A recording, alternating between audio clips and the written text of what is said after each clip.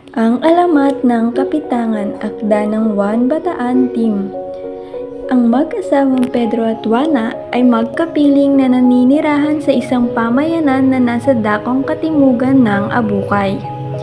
Wala pang pangalan ng pamayanan noong mga panahong iyon. Kasama ng mag-asawa ang kanilang anak na si Juan.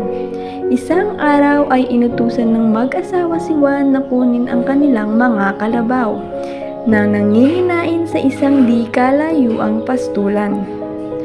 Dahil maaga pa, naisipan ng bata na maaari pa siyang maglaro. Kasama ang kaibigan na si Pablo.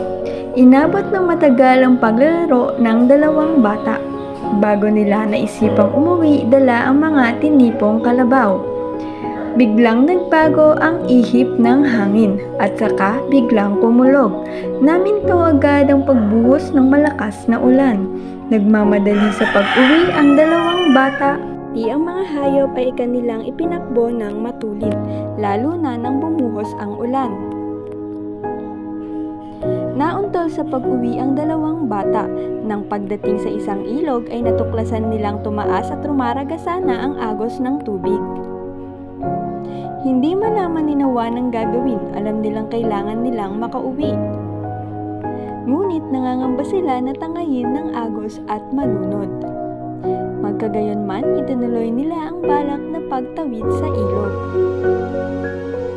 Dahil sa pagbagsak ng ulan ay biglang nangamba si Mang Pedro para sa kaligtasan ng kanyang anak. Dali-dali siyang nagtungo sa pastulan. Pagdating sa isang ilog, nahintuan siya nang makita si Juan at ang kaibigang si Pablo na naroon sa gitna ng ilog at mahigpit na nakakapit sa isang puno ng kawayan.